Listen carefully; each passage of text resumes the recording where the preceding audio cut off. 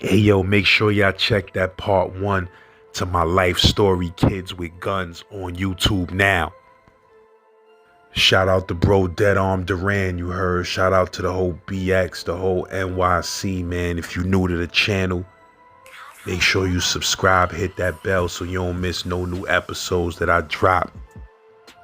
You know, if you into binge watching, go to that playlist that I got called New and Recent Episodes Only. It's about 300 episodes for you to watch. You heard, in chronological order. But yeah, man, if you represent them 5 boroughs, throw those Statue of Liberty emojis up in the comments. Let me see that New York in the building repping. We talking prison boxing on this episode. And we talking to one of the most deadliest prison boxers of all time. The bro Duran. You heard?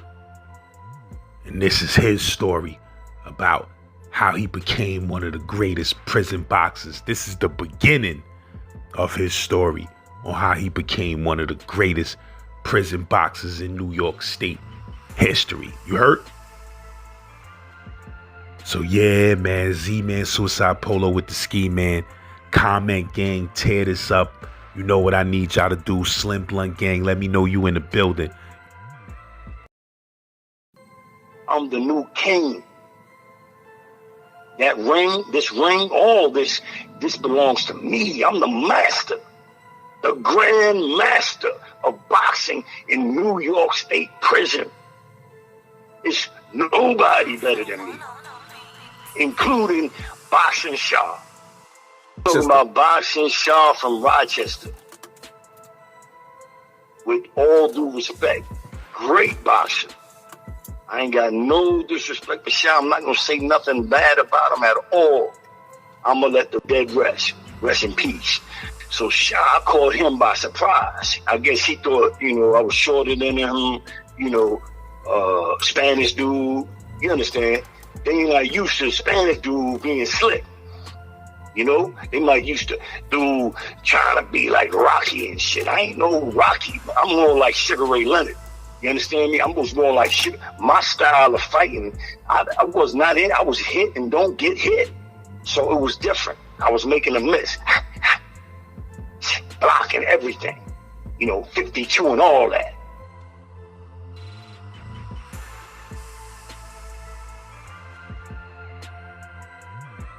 You said you was happy to go to Elmira because they had the boxing program? Yeah. So, I was open. Like for me, I hadn't boxed since '87, right? I was boxing in California, boxing pro. I had a few fights. So from '87 to '89, it was no way to box. I was in Clinton, spots like that. Now I was hitting the bags everywhere I went. I was a bag monster. Everybody wanted to stop and watch. I was, nobody nicer than me on the bags. I don't care what anybody says. Nobody was nicer than me in my times in up north in New York State. CEOs would watch. Everybody watched when I hit the bag. You just knew, damn. Anyway, so with Shaw, it was my first time sparring. I already knew he was the best dude in the jail, maybe in the state penal system altogether. He came in as an amateur with over 100 fights. So, you already know he's good because he only got a few losses. And he's tall. He was taller than me, and, you could tell he had a lot of spring, 19. He was 19, supposedly 20. 19 to 20 at the time. It's 1989 in Elmira. So what happened with Shaw? Okay, so, we boxing. I see he's fast, I'm bobbing and weaving. I'm just want to hit him. All I want to do is land a real good left hook to the head or to the body. So I'm searching, I'm just, caught him. All right. It ain't stop him or nothing, It ain't stop his flow. But he looked at me, he looked at me like, yo, okay, yeah. So I bam, I gave him another one. Oh, this is crazy. Shots start bouncing around the whole row. Like, I'm chasing him. I'm literally chasing him. I'm just like a maniac. So I chased him so much, he jumped out of the mats and went to the bags, the bag section. We got the bags are right on the side, 2 or 3 bags. So what he did, he's standing out there in between 2 of the bags, looking at me like, what did that man just hit me with? He's looking at my gloves like I got a shank or a knife in my hand. I never forget that look. So I'm like, yo, come on, man. I'm banging my chest like, come, yo. I'm tight because I got, I'm fired up. I know I got him, right? So why you leaving now? Yo, hold up, man. You don't just get to jab a few times. It ain't over. So I guess the pressure, Nacy, let me see who else was there. Little Fela, Winston, Black Knowledge might have been there. I seen him on your show before. Pistol Pete. It was a few dudes. I don't know if they was there that first day that I sparred, but it was, the team was there. Talking about boxing, Shaw from Rochester. With all due respect, great boxer. I ain't got no disrespect to Shaw. I'm not gonna say nothing bad about him at all. I'm gonna let the dead rest in peace, right?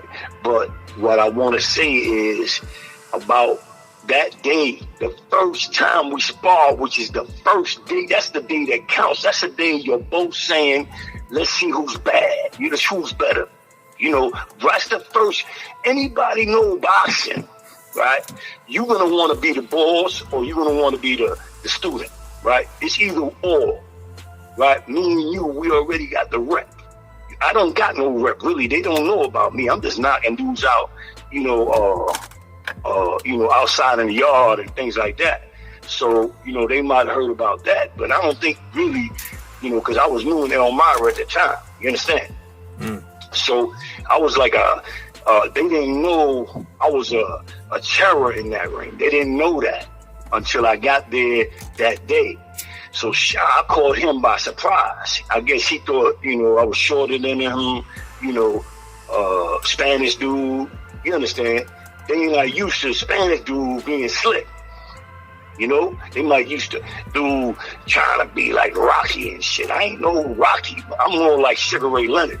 You understand me? I'm more like Sugar. My style of fighting, I was not in. I was hit and don't get hit.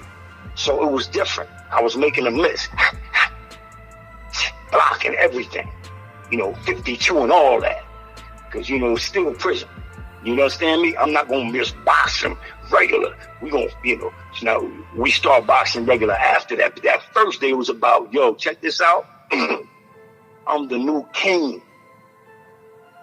That ring, all this belongs to me. I'm the master. The Grandmaster of boxing in New York State Prison. It's nobody better than me, including Boxing Shaw. That day, I wanted to demonstrate that, and I did. If you talk to Nacy, he got to admit that shit. He has to. Everybody looking at Shaw like, yo, what just happened? Did you see that? Who's this dude? So Shaw's out there. So finally he went back in, because I'm like, yo, what's up, man? I'm not, you out there, I'm in here. I'm not getting out till you come back in. So he finally came back in. We start again. Caught him again. Bam, again. I just kept catching him with that left hook. It was crazy. I was throwing this mean left hook like Tyson, coming from low. And I was catching him like Joe Frazier. I was thinking Joe Frazier because he was tall. And I caught him with that hook. Oh, you could see his head flying. Shit like slow motion. So I knew that I knew how to catch him. You understand? I knew how to catch him. So I caught him the last time. Before I could catch him, he ran out again. Went in between the two bags. That's my word. I don't have to lie about it, man. I'm too old for that. Who cares who was the best boxer 25 years ago? People don't care about that. I understand that. I'm just saying I can't just sit back and listen to this without having my glory of my boxing days. When I was in my prime, I was in prison. I did 27 years in prison in my prime. So I felt I had a justification to be in that ring with anybody else. See, I can't get out. So anyway, shit, yeah, man. I can tell you this. So you said you said he came back in and y'all started getting it on again? Yeah. So he came back inside. Like I told you, he came back inside. I just bamboozled him again. But he jumped out again, and that was the last time. He didn't come back in. And I didn't want to keep pushing him, like humiliating. I remember that. I remember that I could have humiliated him, jail style. But I kept it respectful, like boxing. The understanding was understood. You got to get in shape, buddy. You better start training. You can't just get around me. You got to be in tip-top fighting shape, lean, mean fighting machine. Because guess what?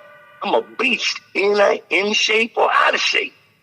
Because I got the crazy experience. I knew when I was getting over there that there was no way in hell that there could be another boxer that's in prison that could be better than me. There's just no way. I'm telling you. I've been in the ring with Camacho, Donald Curry, the greatest fighters on the West Coast. I fought with all the world champs. So I can tell you crazy stories about boxing. So now remember, this is what's in my mind when I'm getting there. I already knew in my mind it was impossible that somebody could have all the experience I had and be in prison. Remember, I thought I was so good I would never be in prison. So now I'm in prison. Who else could be as good as me? It's impossible. So when even there was only one dude in my mind in the whole state prison penitentiaries, and I didn't know about boxing, Shaw or Nation. I knew about a dude named Pete, Latin Assassin. He was on America's Most Wanted and all that. Peter, I forget his last name right now, Estrada or Espada. That's the only dude I knew who had more experience than me as a pro in New York State Penitentiary, besides K.O. Smitty, but he was a little older, you understand? So I wasn't thinking about him. He wasn't in the ring anymore. I'll tell you about him some other time. But all due respect to K.O. Remind me where I was at. You was just talking about how when you came to Elmira, you knew it wasn't going to be nobody that could fuck with you. So you never fought boxing shot? You just sparred with him? Y'all never really had a fight? Nah, we never had a fight because, we on the same team. He was on the team, I was on the team. We only sparred in Elmira. They didn't have no fights while I was there. Now, I think they had some fights right before I left, like the week before I left. They had some fights, but I was going home. Getting back to boxing Shaw. So now I will admit this. When he got in shape, remember I told you, he learned and he got in shape. About 2 weeks later, boxing Shaw was no longer leaving that ring when he was sparring with me. And I was getting short. I'm going home. I'm gonna be honest with you, I was still getting high. I was getting ready to go home and I was still getting high. So my mind was not on boxing. I got shot in the head. I made sure, I had to make up my mind whether I was gonna still box when I went home. You understand me? Because I'm a pro. I can't just box anywhere. I got to fight pro. So I said, if I fight pro with this bullet, shot in the head, a bullet wound to the head, that shit ain't going to be too cool, because you're going to end up getting headbutts here and there, and that shit's going to swell up. You know, I thought about it, and I said, you know what? When I go home, I'm not going to box anymore. So, boxing Shaw, that's the only reason boxing Shaw was now fighting me even. We were even now. You understand me? Going back and forth. He hit, and I'm only going to say that because he hit me with a 1-2 I'll never forget. He hit me with a blazing fast 1-2. I said, damn. No question about it. I felt the little sting. I felt the sting. But, you know, it didn't shake me, move me, drop me, or none of that. I stayed on him, and it was still there. But I was at the time, like I told you, I lost interest in boxing. I'm going home now. You know, my mind ain't there. I'm not hungry. You understand? When I first got to the L, I was hungry. You understand me? I still had a year left to go home, whatever. I'm hungry. I haven't been in the ring in 2 years. So I'm going to, man, listen, I was hungry. See, boxing is all about hunger. And I realized that with boxing Shaw. Because I remember when I lost interest in the game, you know, because remember in Elmira, the boxing program is a paid program back then. You understand that, right? That's one of the programs. It's an athletic program. Back then in the L, you got paid to box. So remember, I'm still in the program, so I got to go to the gym. But I'm not training. I'm not running. You know, I'm trying to get home now. You know, I might be doing some push-ups or whatever. But boxing, nah, I'm done with that. I already made up my mind that I'm not going to go back to the pros when I get home because of the bullet wound to my head. So Shaw, like I said, started. He only got that 1-2 off though. I shouldn't even say we was even, because the only thing I really remember was that 1-2. You understand me? It was like a big deal. He finally got a 1-2 off, because that wasn't happening. You understand me, right? I was not letting that happen. And for the first time, I remember one time that we sparred. That was just one time that we sparred, man. Because otherwise, I was a beast, man. Like I told you, man, Macy, I dropped him first time we sparred. I could drop anybody on the team if I wanted to. They know that. Anybody. So, you know, he started, you know, Mr. Carr was his name, the director of the sports. His name was Mr. Carr. So he used to let me kind of, you know, he already knew I'm a veteran. You could just tell when I'm sparring with everybody, you know. I didn't make any wins. I could play, you know, I was playing with dudes for the most part. Not everybody. I don't want to say I'm playing with everybody. I didn't play with Macy. I didn't play with Boxing Shaw. But everybody else, I took it easy on. I bought it. Anytime I wanted to, I could just drop them, bam. Pistol Pete, Peter Medina, they caught the body in Elmira, I think it was. When I went home, he caught the body in Elmira. I took him with the double hook to the body. Gang, gang. Understand me? Come on, man. I dropped whoever I wanted to, because I got the professional blows, and I knew that. So, but I took it easy on everybody else. But I like to let them know who was boss, whoever it was. You understand me? It didn't matter who it was. Eventually, I'm going to pop them, bang, so they could understand, it could happen. You know, I could take you out in a snap of a finger, right? But I want to, I'm going to help you, you know, so I have to work with you, because I need to spawn. I need to move around. You understand me? I don't want you to be scared to come back tomorrow. So I take it easy on dudes. Trust me, man, I was taking it easy on 9 out of 10 dudes on that team. So, and I only won, like I said, I had to respect Boxing Shaw. And remember, I was a pro. He was an amateur, and I had to respect him. There was no way I could just go in there and play. I had to keep my eyes open. You know, I had to keep my eyes open. Even Knowledge caught me with a good right one time I'll never forget. I remember he caught me with that right. He tried to take me out. Black Knowledge. He tried to take, I remember he caught me with that right. And he looked at me and I was laughing. Not laughing, like, how you grin.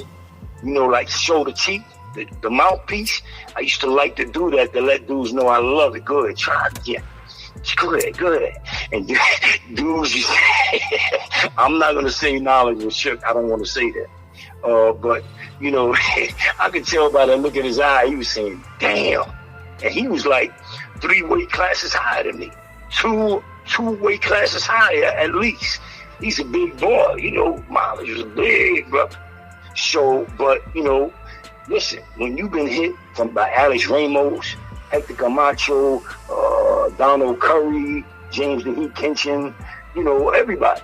Whoever was on the top 10 on the West Coast, I sparred with him. In Vegas, I was with Roger Mayweather, sparring with him when he was lightweight champion of the world. Come on, man. Anybody on the West Coast that was a matter of fact, I was top 4 at one time in Southern California. It was me, it was Michael Nunn, Alex Ramos, James Kinchin, and then me. I was number 4 in Southern California as a pro. So, even though I didn't have a lot of fights, I was nasty. So when I did fight, I was a knockout dude, So when I used to spar in Elmira, lucky I know how to box as well. Because remember, if you could only knock dudes out, how are you going to spar with dudes and teach them anything? You can't. You got to, because you just know how to knock people out. But I also know how to box. See, I was nice. Dudes used to quote me. I'm not even going to go there. But I'm just saying, nice. I was just nice. And remember, like I told you, that's why I knew there was nobody in state prison in New York, Rikers or upstate, that had as much experience as a professional. Oh, Shamdu. He wouldn't even come to the gym. I'd be like, come on, Sam. I need some sparring. You know who I'm talking about, right? Shamdu. He fought pro. He didn't want to come to that gym. He never came, not one time, not even to watch. And he was there the whole time. He heard about Duran. He heard about the body snatcher. I wanted to spar with him real bad. See, I always wanted the best sparring. So I used to chase Alex Ramos around. He didn't want to spar with me. I would chase him around California. He'd rather spar with a light heavyweight than a middleweight like me, or welterweight, because at the time I was a welterweight, super welterweight. He was a middleweight. I sparred with him 4 times. That was it. He didn't want to spar me, and we had the same trainer. And the trainer one day told me finally, because I kept stressing him, like, what's up with Alex? I called him. He said, be there at 1 o'clock. I was at 1 o'clock. This motherfucker over there on the other side of town sparring with a light heavyweight. Why are you going over there? You told me to be here at 1. So I used to stress him out. So he was like, look, man, I'm going to be honest with you, man. Alex, you hurting Alex. You hurt him. And that was, just bottom line. And that was it. So I understood that. I stopped chasing him around. I couldn't understand, I didn't know before what was the reason.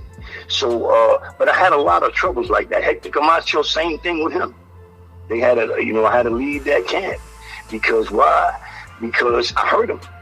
I made Camacho think he thought he shit in his pants one time that I sparred him, and I thought he shit in his pants. The way he took off and left the ring. But anyway, that's another story. But let's get back to Shaw. That's why I can tell you Shaw was a great boxer. There's good fighters, and then there's great fighters. And Shaw was a great fighter. All right? I will leave it there with that. But there was hold on. Shit, I want to go somewhere else with this.